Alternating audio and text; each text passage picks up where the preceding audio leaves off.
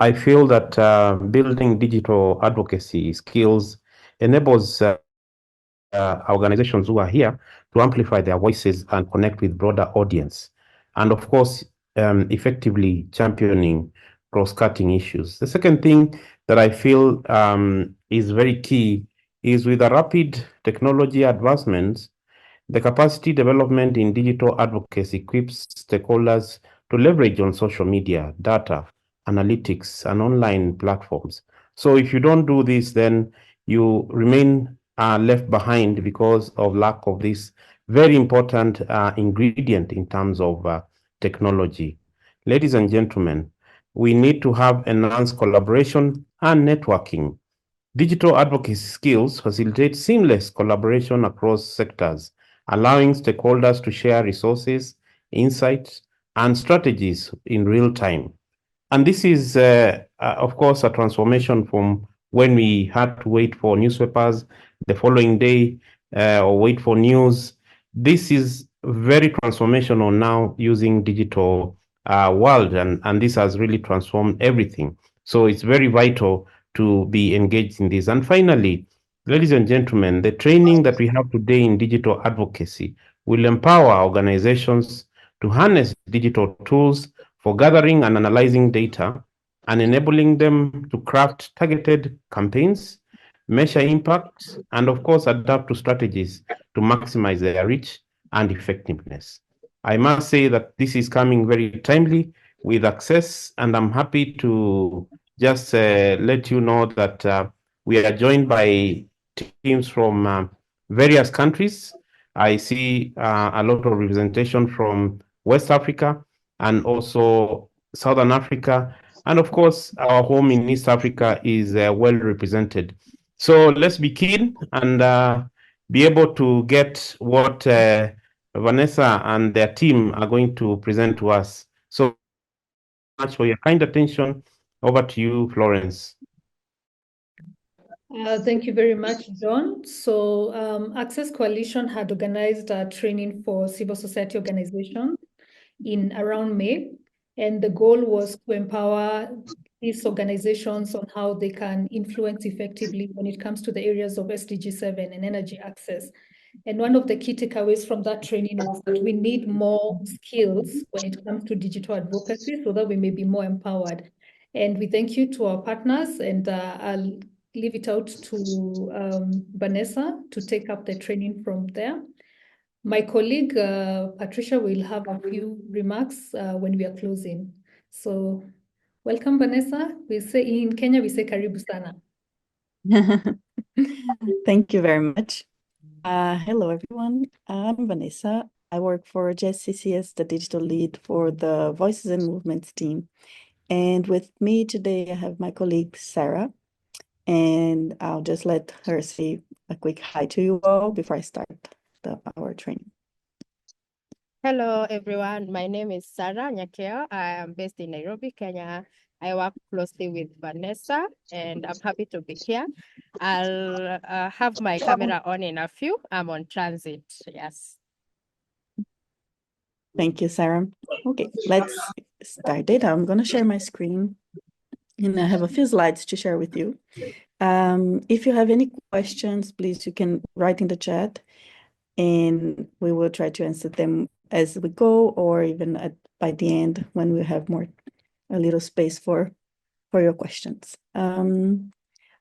Before, I would like to see in the chat, what would be an emoji that represents the use that you do of social media right now? Is it a more fun use? Is it more professional, strictly professional? Just to have an idea of how you position yourself in this universe, in the social media universe. We'll keep going on, but please drop in the chat your emojis. And big topic today, it's speaking about social media for advocacy. It's using this space that it's usually so full of demands coming from all the sides, especially on advocacy. We have a big flood of content coming up on different social issues, and people are advocating for them. So we need one thing is yes, there's a space for this on social media, but we also need to be on top of our game to be able to attract people, attract their interest in what we're saying. And the reason for that is that one thing, social media will allow you to get a space in the media conversation. It's not only the media influencing the conversation that's going on social media, but also the conversation that goes on social media influence the mainstream media as well. So it's important to be present there, to be speaking there, and have a voice, not have a voice, but spread your voice there. Motivate action is also a place where you can inspire people and also motivate them to either sign up a petition or go into a protest or even any action that you're actually expecting people to take. It can even be sharing a content to give it more visibility. This social media will allow you to do. And also help people understanding complex issues. Sometimes in the media, they will use a lot of jargon, or if they put an expert to talk about it, it won't be very understandable. But social media, with the options that they give us to add either an infographic or media, a video, anything that help people go beyond the words that are said there, it's facilitating the understanding that they might have from that topic, that issue, and then connect with this also more closely. One of the tactics to do it, it's effective to communicate with your audience, it's through storytelling. Of course, this is something that I think you've been hearing a lot. I don't know if it's something that you also very, it's been, I would say, a buzzword lately, storytelling. But what is actually storytelling and for social media? In this case, I know some of you also manage brands, manage the organization accounts, and not only yourselves. And it works in both ways, either to promote your personal account or to promote an organization account, telling people stories and connecting those stories to your audience is the best way to make them understand and be convinced. I'd say it goes beyond convincing them of an issue, but also helping them to act on this case. And some questions you should ask yourself from the beginning when you want to start with storytelling is actually, what message would be interesting for my audience? What story would connect to them, and that we as an organization or me as a person, what story can I tell that will connect with them? And this requires a good understanding of your audience. It can be the audience that you already have or the audience that you're hoping to reach, an audience that you don't have yet, but you're hoping to reach that audience to be in touch with them. So what story is there that you can use to connect with them? And the best way to tell this story, because it can be simple, it can be an image. An image, sometimes a good photography can be a way to tell a story if you associate it also with the text that you're writing. But a video, maybe an interview video. Yes, thank you. An interview video or maybe an infographic.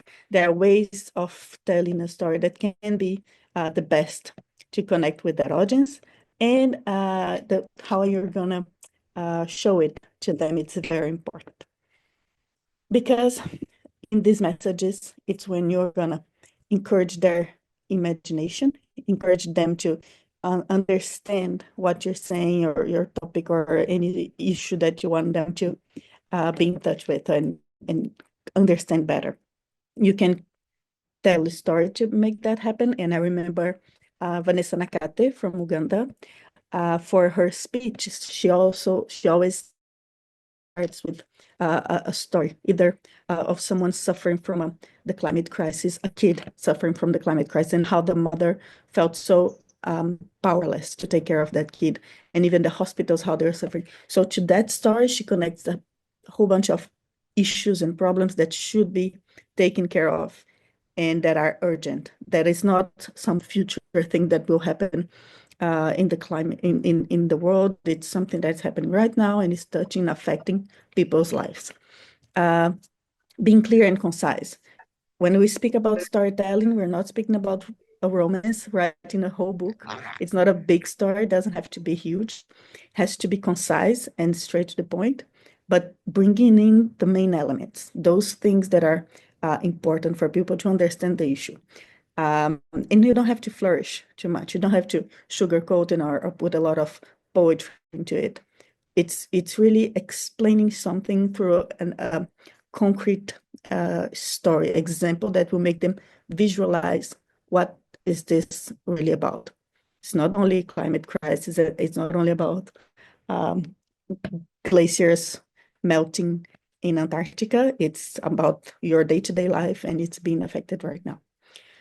And avoiding long introductions, of course, because we don't want to lose people in this feed of attention that is so required on social media. And speaking of social media, in the social networks, keeping this narrative structure is important. Bringing in character, give them also information on dates and its places. All this also helps people visualize the story. Finding authentic characters. There was this very famous campaign with union workers in the UK, I guess, with people that were engaging more and more with this topic because of one person, a man that was speaking with the media in a very authentic way. This person brought a lot of attention to the campaign because he has this passion about what he was talking about, his passion about what he was talking. And then he was bringing and attracting people. Some were just curious to see who's this guy everyone's talking about. Others were actually starting to listen and to understand what they were really claiming and what were the requests they were bringing into the media. So it's important having these kind of special characters also that are good spokespeople to explain things. And activate your own imagination. Sometimes I know it's hard and we're so full of work ourselves, but try to bring in also some of your personal experiences, things that you think could be, if you as a person connect to that story, maybe also other people will, and you can develop a story like this based on your own experiences. So it's not always easy to identify which content we want and that would generate content. And like I said, there's a mistake here. It's not a God story, but a good story. We not only communicate, it's not only awareness. It's not only to say, yeah, this fact happened. It's also to motivate, it's to move something inside people. It's this movement that we want. It's from understanding, from saying, okay, I get it. Understanding that to go further and, okay, I want to do something about it. I understand it better. Someone is having fun with the slides, I see. So important things to humanize the cause. I was speaking earlier about human stories. It's from previous tests that we've done also on social media, something that really touches people and that really makes them want to go deeper and engage with the content is the fact that you're humanizing and creating some emotional connection with them. Also inspiration and motivation. Sometimes we go very much into those climate impacts and very dooming content. This is bad, this is happening, and this is urgent, and we're all gonna die. But this sometimes can also be very heavy for people and make them not engage. So if you want also people to get engagement, it's important to show the main problem, but try to connect this with some action, with some hopeful messages as well, and move people to think that, yeah, there's a problem, it's here, and here's what we can do. This is how you can help. This is how we as an organization are helping on this. Also being authentic and credible. This is very important. When you choose your character, when you choose who will be telling the story, when you choose how you're going to tell this story, think about the credibility, think about legitimacy as well. We've been working with some family farmers, for example. These are very credible, legitimate voices to be speaking about the climate crisis. They've been suffering the consequence and at the same time acting doing something to have more food security in the world. So it's great to have these people telling stories. Think about this also for yourself when you have, I want to tell a story, who would be the credible people, the credible voices that I could connect with. Some types of content also to create, to promote your content, sorry, to promote on your social media. I don't know if many of you know Canva already, but it's really a great tool and it's simple. It's not very complicated. If you haven't been using, I encourage you to. And if you have used it, you know how powerful it is to simplify some content that might be complex to explain, because they have templates, ready templates with graphics, with quotes, everything that's around social media, different types of content they have. And I think it's a great material there. If you can go on a hunt treasure and find something useful there. And you can make videos, you can make infographics, quote cards for all social media. They have the templates ready there. Also videos and animations, it's there because it's something I think it's very useful when you're telling a story. We also did this once to explain loss and damage. And we asked an activist from Zimbabwe to come and tell her story. And someone did the animation of the story that was being told by her. She was narrating it. So it was an amazing experience also, because you have someone telling a personal story and it's been animated and showed, so people can also see it, understand better. Same with educational videos and explainers. It's something that if you have some familiarity with videos, with social clips, I really encourage you to go ahead and try some of video social clips on Canva to explain things with images and words at the same time, doing this dynamic explanation of things. You can even add some voiceover, everything that brings together something for people to understand a topic that might be sometimes complex or have a lot of different levels of understanding. You can make a series. If it's a very big, heavy topic, cut it in series. Do it in parts. You do a first part with, we'll be doing a series to explain how COP this year will be important and why and what we expect from the negotiations. And you can cut it down in 3-4 videos and post one per day, for example. There's a lot of ways of, you have a big report, for example, that you're launching and you want to break it down in several parts. You can create a hashtag for it. You can break it down in different series and bring to the people, this is the report. If they don't have time to read it, they just watch those videos and they will understand. And this is very important. Let me come back. But when you're doing videos, when you're doing this content, it's not just for fun, for the sake of doing it. It's actually to bring attention, to bring visibility to your account. The more you do it, the best quality they have, the more engagement you have, and the more the algorithm of social media will be pushing your content. Because what they understand is algorithms is that if people are engaging and replying to your content, sharing it, sending to friends, commenting on it, liking, it's because they're interested in what you have to say. And they will push, the more the people engage, the more algorithm will push it to other people. So it's good. You have to have some consistency, posting it with some frequency, respect that frequency, and push it to the more people engage, the more you have exposure.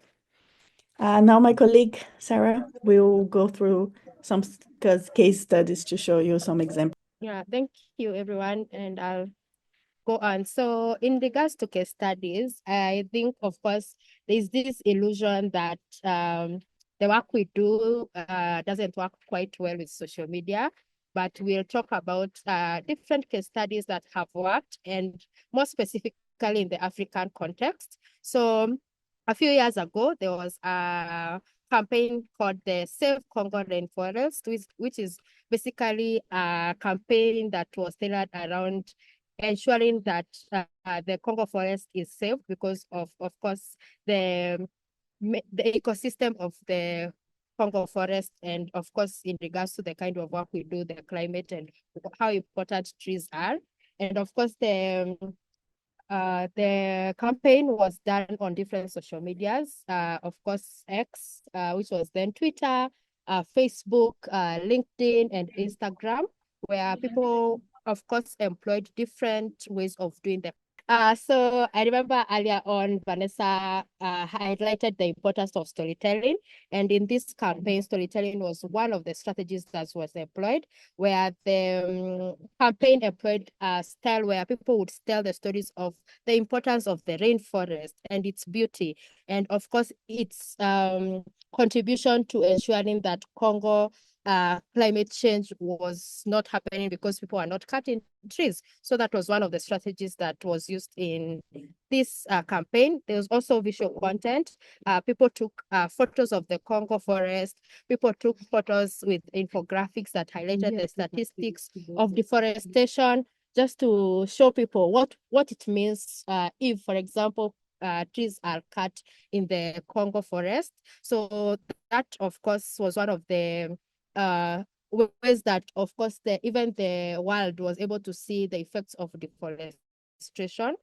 People also worked with influencers. Of course, on the photo on the slide, you can see Vanessa Nakate, who has been one of the biggest champions of climate change in Africa. She's from Uganda, and she was part of the influencers that were used in this campaign. And of course, with the reach she has, for example, on Instagram, where she has over 100,000 followers, she was able to reach more audiences. And of course, she works with other influencers like Greta, etc.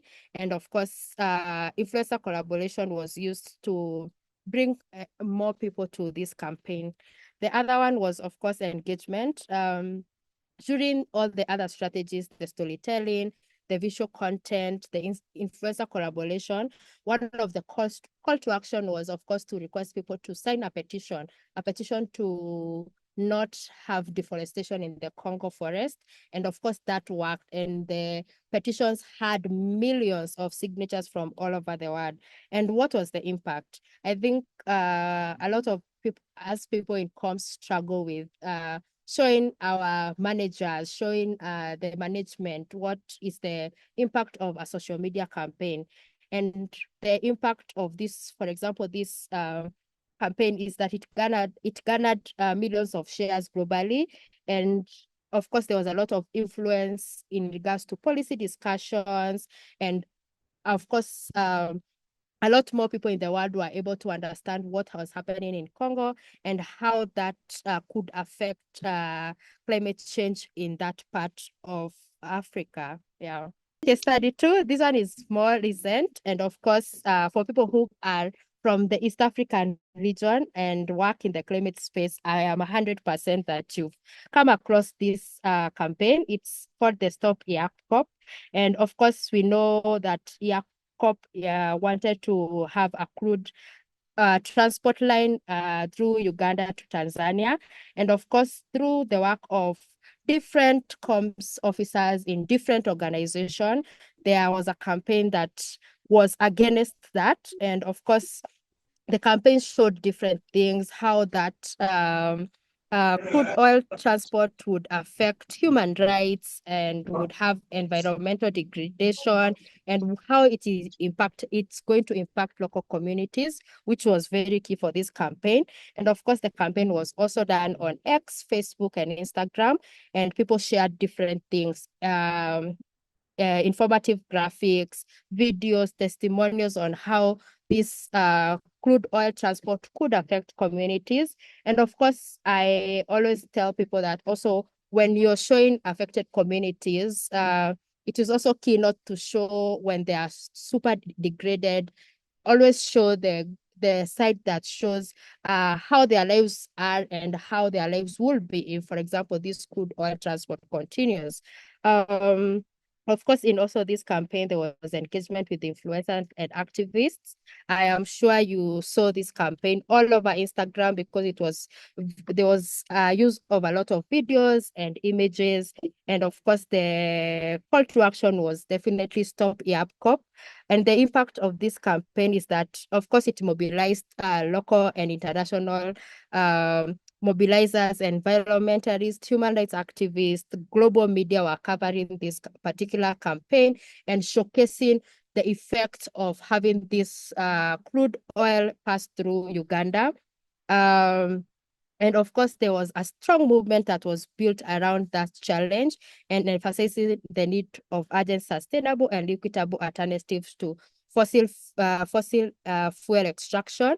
I know this campaign is still ongoing for sure, and of course, it has already started garnering impact in regards to the decisions that are being made in terms of the transport of the crude oil from Uganda to the port in Tanzania. Yes.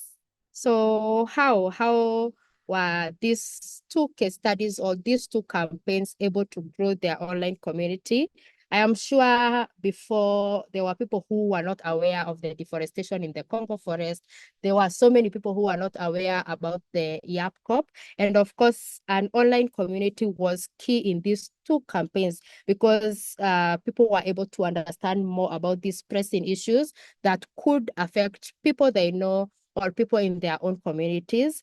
And one of the best things I always say in regards to growing your online community is, of course, consistency. I know it's cliche, but it actually works.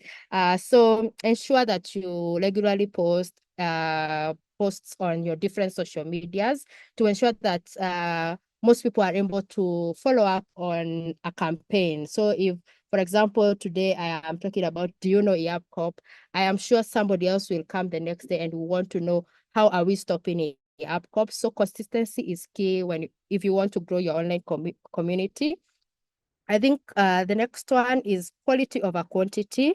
I think a lot of people think, of course, posting so many posts is important, but actually posting quality is more important. So if it's an infographic, work on it so that people are able to consume the content on what is happening. If it's a video, keep it short, but have it with good quality. If you're talking to different languages, for example, in the African context, sorry, you can have video in English and maybe have subtitles in French or the opposite, depending on the audience that you're speaking to.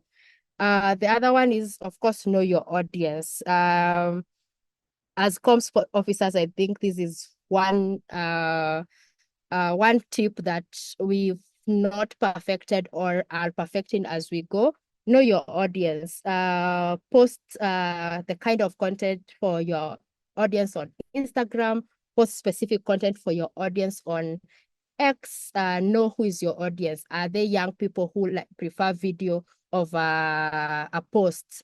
So know your audience and tailor make your content to that specific audience.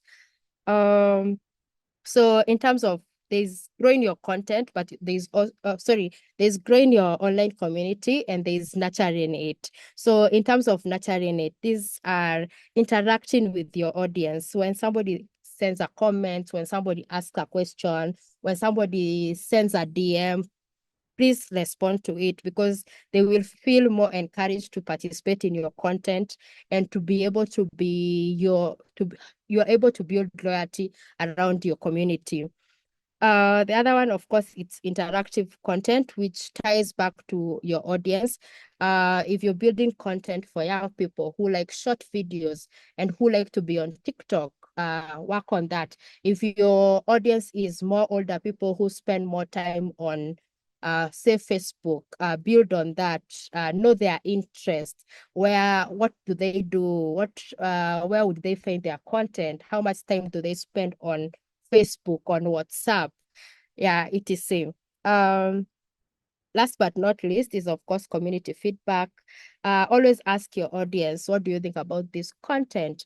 Or what else do you want us to talk about? Do you want to learn more about, say, COP29 and how decisions are made about the next ambition? So always try to interact with your audience so that they are able to also build into your strategy to know what other forms of content do they want, what do they want to learn about, and you're able to become a source and a trusted source for in that case, and build a community and build loyalty among your community.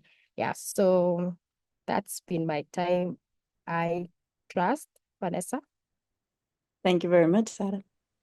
Thank you. And yes, as Florence said, please drop questions in the chat if you have any.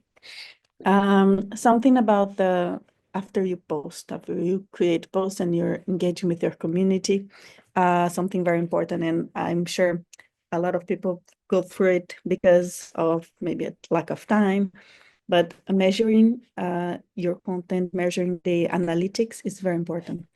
Check these are some examples of LinkedIn or Instagram that you can see what kind of data you get from these analytics. Every social media has a tab with the analytics, and they can give you monthly reports on how many people engage with your content this month, how many followers did you get, how many unfollows you got, and it allows you to understand. And Sarah was speaking the main thing, the most important, know your audience. Assistant as well, measuring this engagement, it will allow you to understand what type of content they are more interested in. So they've been engaging a lot with videos, but not that much with quotes. So you can understand that this is the type of video that they prefer watching. You can see what topics, you can even ask them what topics they would like to hear more using a survey. Every social media now has this tool that is doing a survey and asking your audience, what would you like to learn more? So create this two-way interaction. It's not only you talking to the audience, but also you receiving insights from them and using those insights. And those insights are also in this analytics. You go away and you create a dashboard, and every month you look, this month you got this spike where you understand this post got more engagement, and you start creating this database of knowledge around your audience. And I know that sometimes we have all these numbers and we say, okay, so what? I had 100 likes in this post. Is it good or is it not good? So start doing some benchmark. You can look into what you aspire to become. You can say, I really admire this account. I think the work they do is great. And you can dream big. You say, I want to go and look like this because it's the best that they have in this space. And you go and you start looking what kind of post do they post, what kind of interaction they get, and how many times they post per month, per year, per week. Do they engage with the audience? Start also doing this search in the space that you think it's the one that inspire you to your page as well. And start based on that. You will compare with the work you've been doing if it's too far from that, because that's what you considered as being a target behavior for your audience as well. And have a look at the trends. Are people always in this same space? Let's say you speak out climate finance. How are people engaging with this on LinkedIn? Start looking, follow the hashtag climate finance, for example, and you'll see a lot of content of everyone posting using that hashtag. And then you can have an idea of how people are engaging with it and position yourself and say, okay, my account, maybe we should be getting more, should be posting more to get more engagement on that. And the data context is very important as well, because sometimes we have a perfect content, we have the great video, everything is right, and we expect that post to perform really well, but it doesn't. And sometimes it can be because of something that dropped on the news, and everyone is very talking about that thing that happened. There was a catastrophe, or there is a new elections coming. So all this, what's happening or in the whole online space can also affect how people will behave and interact with your content. So be aware also of these kind of things happening online, and it will once again help you understand how your account is doing. And sometimes you have a spike of people following you or engaging with your content. This also is, all these are information for you to understand better the audience and the content that you've been creating. So don't ignore it and try to work with it. And I saw, is there any questions in the chat, sir? Okay, yes, data protection. Well, Mary, you're going to speak about it right now. We've been speaking a lot, telling you to go and communicate on social media. Communicate on social media, expose your organizations or accounts on social media. It's important because we want you to be seen and want people to engage with your content. But something to keep in mind, and that's very important, is all the data protection. Privacy settings, they exist in every social media. It's very important to regularly check on them and go see, because usually they serve social media, they serve Meta, they serve Microsoft, they don't serve you specifically. So you have to take care of this and go and be sure that the settings are, you're okay with the settings the way they are, and change whenever you think, okay, this is what I prefer. I don't like my profile to be completely public. I would like this to be private. So you have the hand on all this. But if you don't go there and do it, LinkedIn won't do it for you. So go there, take care of it, see what's, if there's any sensitive information, your phone number, anything that your address that's being a public information and you don't want it to be. Even pictures, I know that with WhatsApp, we had this big problem in Brazil. I'm from Brazil, I don't know if I mentioned that, but in Brazil, we had this big problem of people, because the profile image was public, people were using that and creating new numbers on WhatsApp, and then talking to people on your agenda, talking to someone to would send messages to my mom and say, I need money, can you send me? It's really quick because I had to change my phone number. And some people would fall for that, and it's not because they're stupid, it can happen to anyone. So be careful with all the public information you put out there. Securize, it's important to make a double security on your accounts.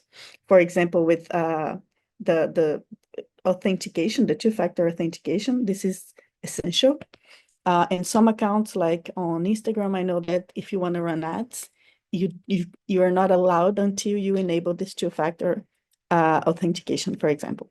It's very important, and it can be annoying. You have to check in twice when you're logging in, but it's really avoids you a lot of bigger problems later. So do it. It's better. Keep the account safe.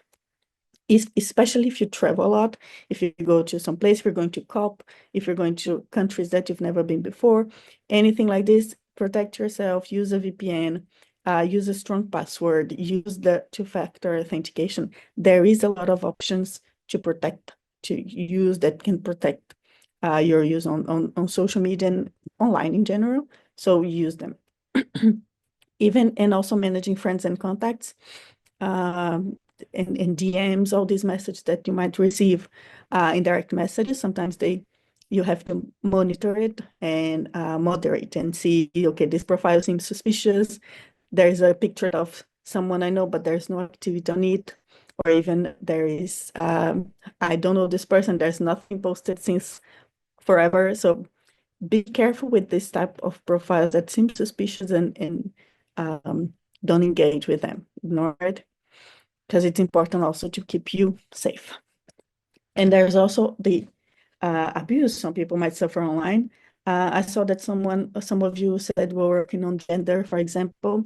I know these are topics that can be very warm, get really fast online. People start saying things that are aggressive to women on social media. It happens a lot.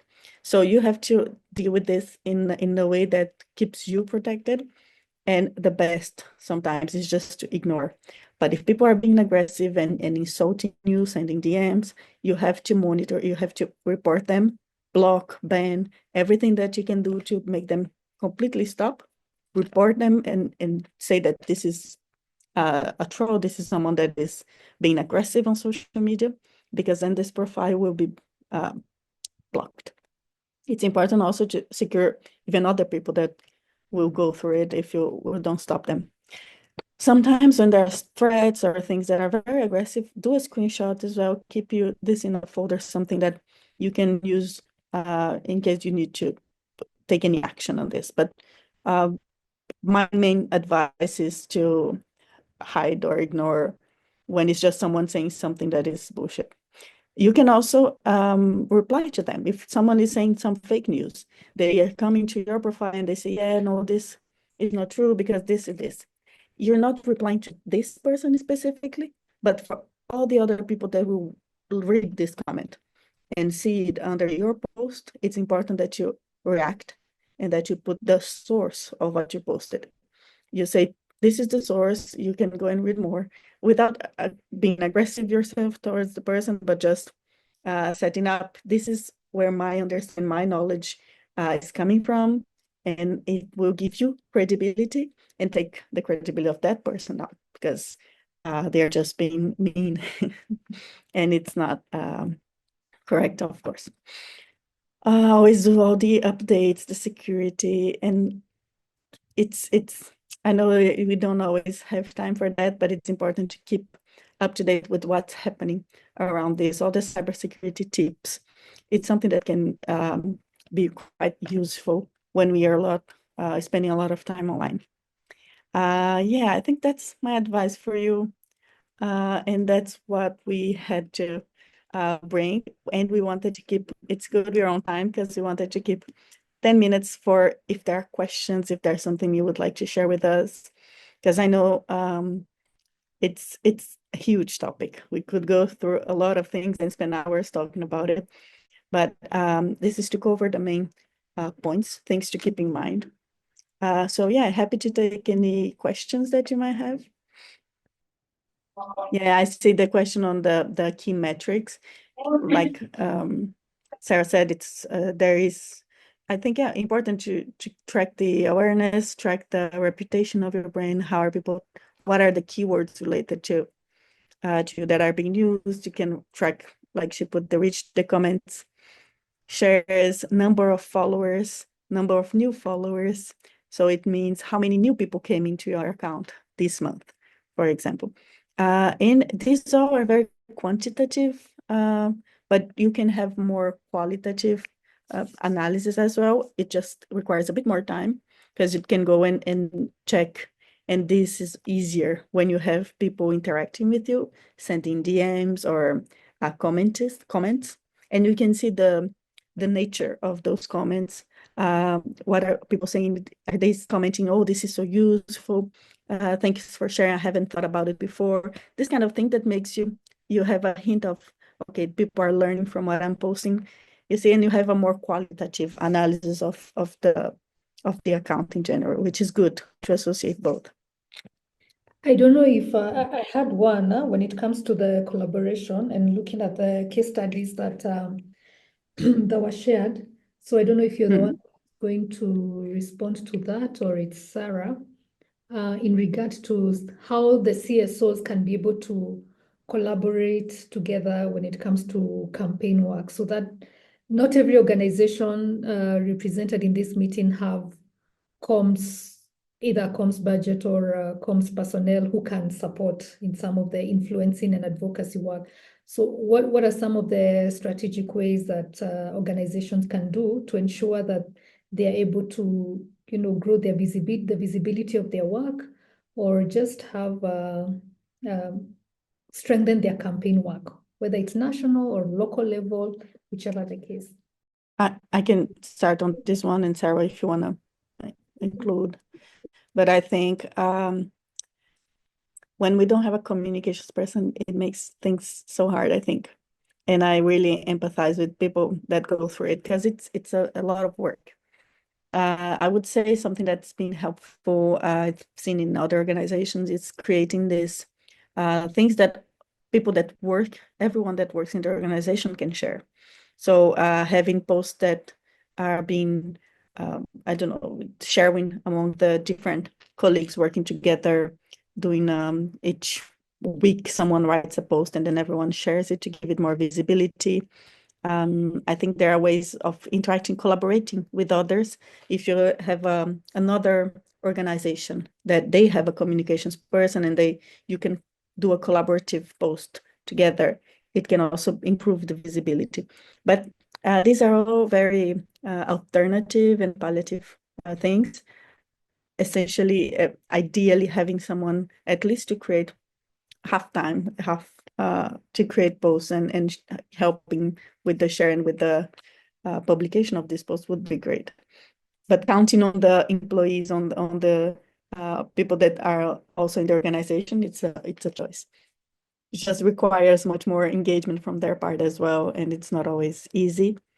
Same to keep the tone on the post is not always adapted. So there, ideally, having one person taking care of keeping this together, it's the easy thing when you don't have a comms person. One of the things I'll also add is that, and I think it has worked for many organizations. So if say you're working on a campaign, like I'm looking for one that's very joint. Anyway, let's say we are doing a campaign around Stop Yap Crop, and we have organizations in Kenya, Tanzania, Uganda that are working on the same. One of the things that would also work is bring your resources together, and resources I mean both human capital and of course money.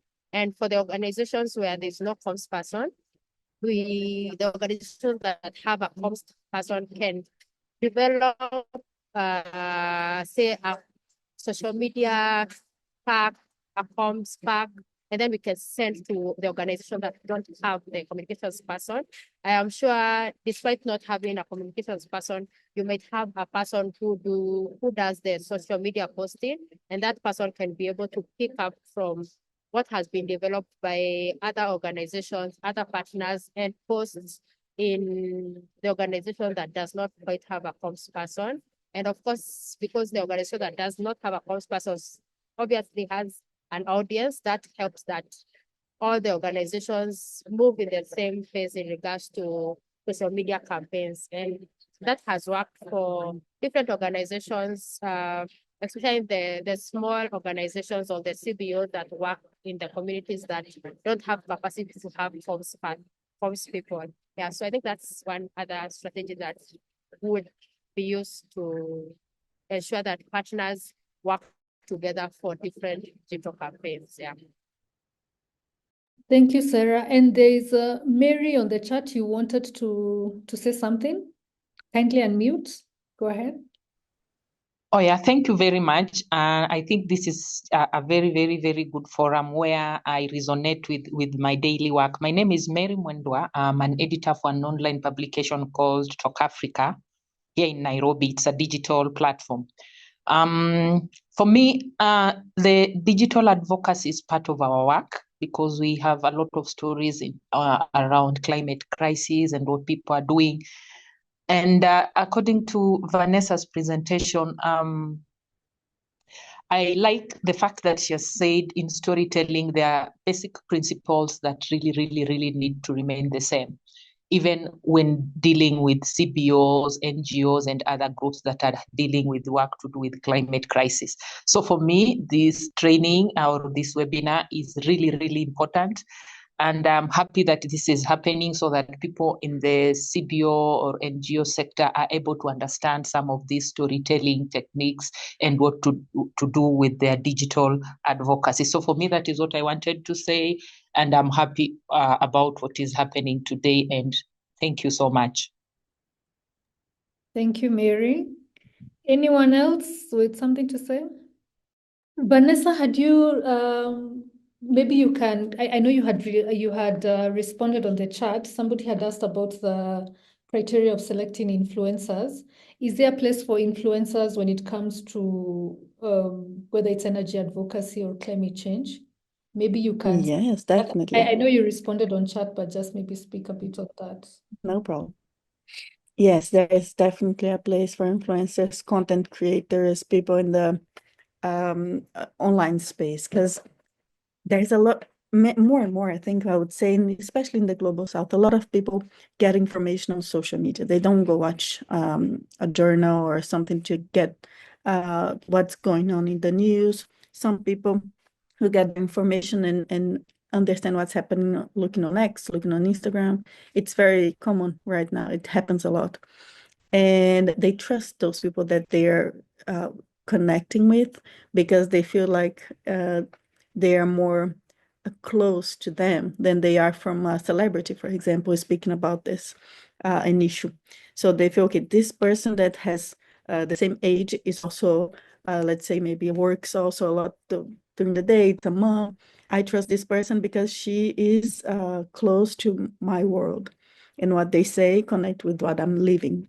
And this kind of projection, this kind of thing, it's hard to get when there's a person speaking on TV in a journal, for example.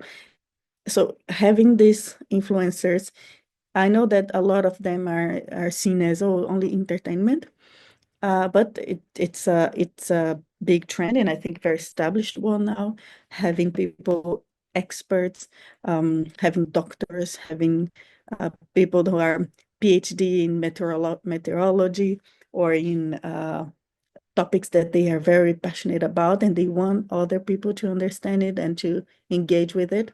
So there's definitely a space for it. You need to find them. We can help also. It's something that we are already in touch with some influencers. So if you think I would like to connect with someone to speak about this specific issue, but I can find, it's something we can look together, and there are platforms for this as well. Yeah, I think it's definitely worth it. They have a way of pedagogy, a way of explaining things that sometimes we don't, or an organization don't have. So they will bring this creativity. And this is what is good, because you don't look for an influencer only because they have a big number of followers. You also look for them for the quality of the content they're able to produce. And there's a lot of those, and I think it's definitely worth it collaborating with them if you choose well.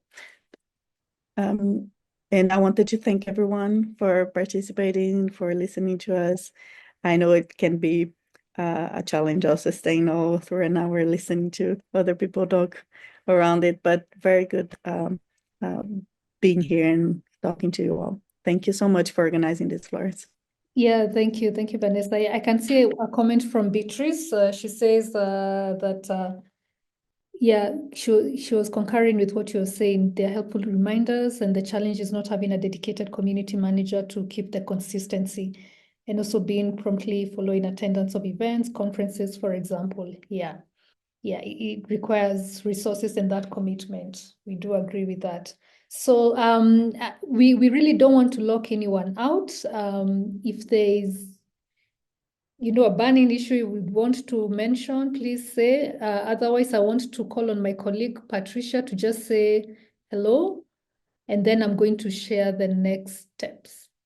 Yeah, thank you, Florence. And it's a pleasure to be here and also joined by our members online across the geographical scope. Thank you to our presenters and our key speakers of the day. Yeah, we have learned a lot in terms of how do we enhance our communication from the various organizations that are represented here, but also packaging the information in a manner that it is palatable to the various audience, because I think that is what is critical when we are communicating now to either the policymakers, be it the communities. How do we package the information of the work that we do so that they are able to understand and be able to engage from their respective levels. So I think the key takeaway for me for this session is more about how we engage and how do we enhance the relationship amongst ourselves as key partners. And we are able to communicate in terms of our intentions, our visions. We're able to package the projects or the programs that we have been implementing in a manner that is simpler form, and it can tell and inspire change. Maybe the other partners who might be struggling from a similar angle, But once the stories are able to communicate that this is where you started, this is what has happened, and this was the key intervention, then it also create a sense of learning even amongst other members. So thank you so much, Vanessa and Sarah. Yeah, it was a great session, and we look forward to collaborating more on this, because as Access Coalition, one of our work stream is on capacity building and knowledge sharing. And we would want to amplify these virtual trainings as well as when on-ground training, to ensure that the members whom we collaborate with in various aspects, we're able to hold constructive dialogues, build the capacity, share knowledge, and also tap to the expertise from other experts across the regions. We thank you so much. Thanks, Florence. Yeah, thank you. Thank you so much, Patricia. Thank you so much, Vanessa, for your time, and Ken, who has decided to be mute throughout this meeting, and Sarah as well. We are very grateful for the support that you've been able to give. I think there's a lot of potential from the CSOs, especially from the Global South, in telling our stories, and because we know our audiences and we know the issues that we are advocating for.